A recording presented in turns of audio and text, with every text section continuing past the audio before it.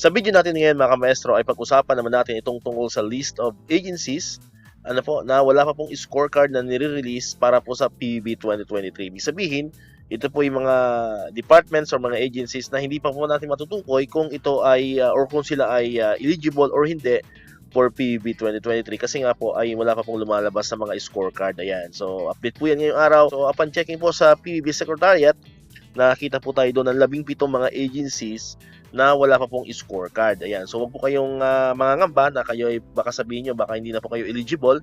So, ibig sabihin lang po ito mga ka-maestro, yung mga babanggitin natin dito ay wala pa po talaga kayong scorecard. So, hindi pa po sigurado kung kayo eligible or hindi eligible. Ayan. So, papakita ko na po yung listahan po natin ng mga wala pang scorecard ng mga agencies. Ayan. So, nakakita nyo po sa screen natin. Ayan po yung, nagawan ko na po ng vlog yan.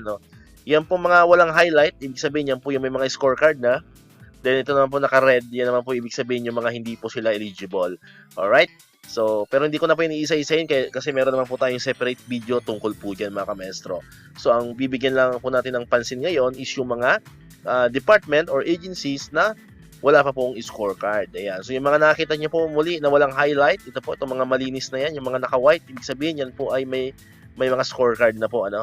Ayan. Ito po yung pinakauna, yung DBM Procurement Services.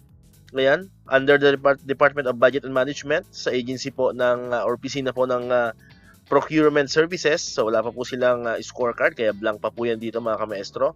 Pangalawa po ay ang Department of Education na kung saan po kinabibilangan ng mga ka-maestro natin dyan. Ayan, sa mga teachers. Ayan, wala pa po tayong scorecard. Ayan, Department of Education, Office of the Secretary. Next po ay ang under DepEd po, yung Early Childhood Development Center. Pangatlo naman po yun. Alright. Next po, ayan. Ang pang-apat po ay under the Department of Finance, particularly po yung opisina ng Central Board of Assessment Appeals. Ayan. So, wala pa po kayong scorecard. Next po, pang-lima naman ay ang Department of Health, Office of the Secretary. Ayan. So, wala pa pong scorecard ang DOH OSEC. Next po, pang-anim ay ang under po ng Department of Justice, ang Bureau of Corrections, at ang pang-pito po ay under Department of Justice pa rin, ang Bureau of Immigration. Next is, pang-walo naman po, is under the Department of Labor and Employment, ang National Maritime Polytechnic. Ayan, pang-walo po yan. Next po, ang pang-siyam, ayan, pang-9 ay nagmumula po sa Department of Trade and Industry sa agency po ng Intellectual Property Office.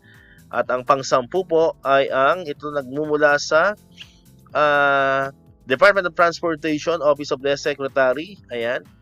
Next po, pang-11 is under DOTC pa rin or the Department of Transportation, ang Civil Aeronautic Boards.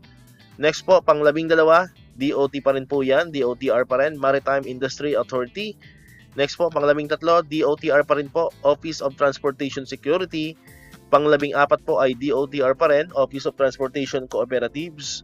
Pang-15, DOTR pa rin, Philippine Coast Guard. Pang-16 ay DOTR pa rin, Toll Regulatory Board. At ang panghuli po, pang-17 ay ang nagmumula naman po sa NEDA, National Economic Development Authority, particularly po sa Office of the Director General. So yan po yung 17 po mga ka-maestro. Ibig sabihin, kung hindi ko na po nabanggit ang inyong agency, ibig sabihin kayo po ay eligible na po. So 17 na lamang po ang inaantay po natin na maging eligible for PB 2023 or maging hindi eligible. Ayan, kasi pag mayroon ng scorecard, doon pa lamang po natin mahatulan or masasabi kung sila po ay eligible or hindi eligible mga ka-maestro. Alright, so dito ko natatapos itong ating video ngayon mga ka-maestro. Kung di ka pa nakakapag-subscribe, click mo na ang subscribe button dyan para ikaw yung unang nakapanood ng mga videos na ina-upload natin. Katulad ito, yung mga updates pa rin about sa PB 2023 and other benefits sa mga teachers and government employees. And syempre, click mo na rin ang notification bell button para manonotify ka, always updated ka pag may mga bago tayong uploaded na videos. So muli, maraming salamat sa inyong panonood at pakikinig.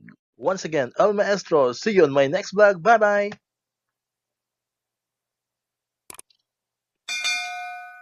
1, 2, 3, come on!